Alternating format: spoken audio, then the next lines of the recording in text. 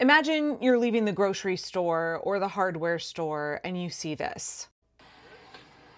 What's your badge number? What's your badge number? What's your badge number? No. What's your badge number? Identify yourself. What's your badge number? Identify yourself. Identify yourself. What's your badge number?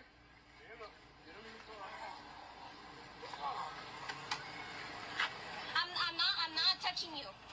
What's your badge number? Identify yourself. No firme nada! No firme nada! No firme nada! You're in the way right now. I am not going. Shut the fuck up! Shut the fuck up! You can't touch me! I will arrest you. You can't arrest me! I'm not doing anything! Identify yourself!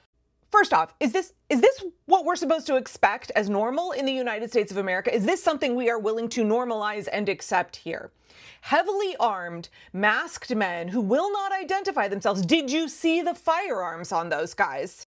Who sweep in at your grocery store in their unmarked van, tackle people, and abduct them in broad daylight.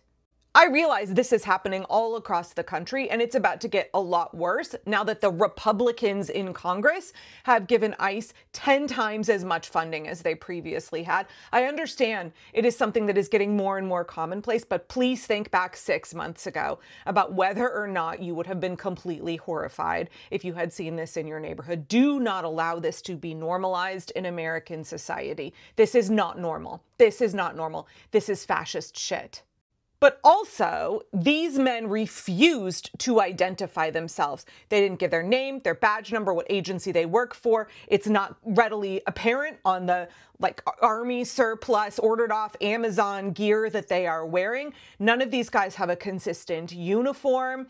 They have no markings on their vehicles. They are snatching people without warrants, no legal documentation whatsoever. And guess what? Guess what? We are expected to believe that these are legitimate law enforcement personnel, but we are seeing a dramatic uptick in the number of people who are faking being ICE to commit crimes. I'd like to point you to a piece that was in The Guardian on June 28th. It's entitled USC's Spate of Arrests of Civilians Impersonating ICE Officers. In that clip I just showed you, how was that brave woman supposed to know that those guys were legitimate law enforcement? How does she know? Even right now, I believe that video was filmed yesterday in California. How does she or you or I or anybody know that what happened there was not an illegal kidnapping versus a legal kidnapping that ICE is conducting? There's no way for us to tell, because what we're seeing is even the legitimate law enforcement of ICE, the Oath Keepers, the Proud Boys, the pardoned January 6ers, the deputized bounty hunters in their, Amazon order, army surplus, ill-fitting tactical gear with no uniform that clearly identifies them, no badge number, no name anywhere. Remember, California is trying to pass the No Secret Police Act that would require these guys to have their name and the department that they work for clearly printed on their uniform, right? LAPD, they have to have their name on their helmet. They have to have their badge number. Legitimate law enforcement has to identify themselves to civilians, but ICE acts like they are above and outside of the law. So not only do we have this situation now, these conditions under which ICE is terrorizing communities all across this country, operating outside of and in violation of the law, violating our constitutional rights, the constitutional and due process rights of immigrants. It's a scenario that I know is very difficult for us to accept as something that is happening in the land of the free and the home of the brave. But now they have also created the conditions that are perfect for people to impersonate them and get away with it. As early as January, right after Trump took office, a week after Trump took office, there was the first case of a criminal impersonating an ICE officer, right? They are trying to use the premise, the guise of authority to get away with committing crimes because they know that people will go along with authority. In fact, there were also, I believe it was 2 individuals impersonating ICE officers that broke into Tufts University into a women's dorm.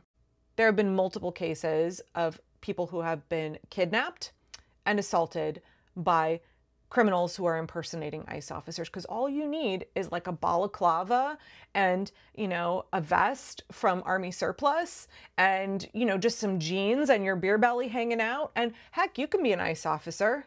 You can claim to be an ICE officer and you can do kind of whatever the fuck you want. And maybe you'll get caught, maybe not. It's important to know that in many of these cases, it's actually immigrants who are being targeted by the criminals, right? Because we have created conditions in America in which victimizing brown people is just like a normal everyday occurrence, right? So a man in North Carolina named Carl Thomas Bennett, according to The Guardian, was impersonating an ICE officer and sexually assaulted a woman. He told her he would deport her if she did not comply. Also in Florida, a man was impersonating an ICE officer and targeting immigrants. He was conducting fake traffic stops. I'm going to read you this quote from Mike German, who is a former FBI agent and now a fellow at the Brennan Center for Justice. And then I would like to show you a news clip that talks more about what's happening. Federal agents wearing masks and casual clothing significantly increases the risk of any citizen dressing up in a way that fools the public into believing that they are law enforcement so that they can engage in illegal activity. It is a public safety threat, and it's also a threat to the agents and officers themselves because people will not immediately be able to distinguish between who is engaged in legitimate activity or illegitimate activity when violence is occurring in public. That is exactly what is happening. Whether it is ICE or somebody impersonating ICE, it is violence occurring in public. And if it's hard for Americans, all those 2A Americans, to be able to differentiate if a crime is occurring or if it is a legitimate law enforcement activity, it is a public safety threat to civilians and for law enforcement. Let me show you this news clip and then I want to come back with some thoughts about what we can do about it as Americans. Superintendent says fake ICE agents appear to be targeting the school district's community. Superintendent confirming 3 cases just within the last week. NBC4's McCall Medina live with details from LAUSD headquarters in downtown. Mac? Colleen and Michael, 2 of those cases apparently were reported by students and parents. 1 reported by a bus driver. The superintendent says it's all pretty menacing. It seemed that it was to create intimidation. Why Superintendent Alberto Cavallo first alerted the public with his social media post Wednesday. We're aware of reports that individuals alleging to be law enforcement or ICE agents have approached some in our community. Cavallo says all 3 incidences were not on school property. A bus driver who was at that point driving an empty bus, who came across someone who flagged them down, flashed a badge identifying themselves as an ICE agent. And the bus driver did what they were trained to do, closed the door and drove away. We do not believe that that individual was an ICE agent. Usually these operations are not conducted by a single individual. ICE told us in a statement, ICE strongly condemns the impersonation of its officers or agents. This action is not only dangerous, but illegal. We've seen cases across the country of impersonators. Where are you from, Mexico? This South Carolina man was arrested for impersonating an ICE officer and confronting a Latino man in a pickup truck. There was a second arrest at Temple University. Parents we talked to were in shock that it could be happening here too. Okay, so what can you do about it?